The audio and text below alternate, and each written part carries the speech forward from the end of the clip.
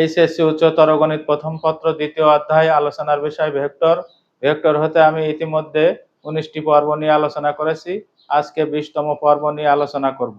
যদি কোনো সামান্তরিক আকারের ঘনবস্তুর 3টি বাহু ভেক্টর দ্বারা নির্দেশিত হয় তবে তার আয়তন নির্ণয় করো। সূত্র: সামান্তরিক আকারের ঘনবস্তুর আয়তন নির্ণায়ক দ্বারা নির্ণয় করা যায়, অথবা A vector dot into B vector cross C vector এটি প্রয়োগ করে সামান্তরিক আকারের ঘনবস্তুর আয়তন নির্ণয় করা যায়।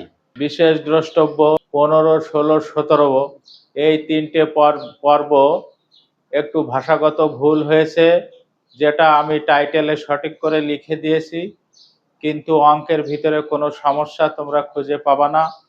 নির্ণায়কের সাহায্যে যে সমাধান সেটি আমি 15তম পর্ব উল্লেখ করেছি, যেটা টাইটেলে উল্লেখ করে দেওয়া রয়েছে।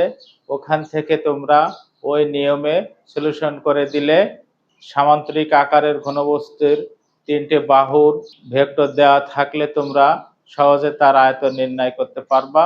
এবং নির্ণায়কের ক্যালকুলেশন আমি ইতিমধ্যে তোমাদেরকে শিখিয়েছি।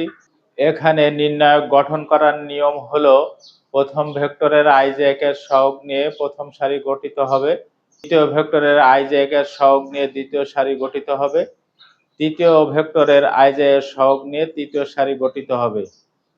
আমরা নির্ণায়কের সাহায্যে প্রথম সারি অথবা দ্বিতীয় সারি অথবা তৃতীয় সারি বা প্রথম কলাম বা দ্বিতীয় কলাম বা তৃতীয় কলাম বরাবর বিস্তার করা শিখেছি। আমরা যে কোনো নিয়মে যদি বিস্তার করে দিই, তাহলে যদি কোনো সামান্তরিক আকারের ঘনবস্তুর 3টি ভেক্টর দেওয়া থাকে তাহলে আমরা সহজে তার আয়তন নির্ণয় করতে পারবো। অথবা আমি আরেকটি সূত্র লিখছি, ভেক্টর 3টিকে A vector, B vector, C vector দ্বারা আমরা নির্দেশ করে নেব। তারপরে সূত্রটি এভাবে লিখতে হবে, A vector dot first bracket B vector cross C vector.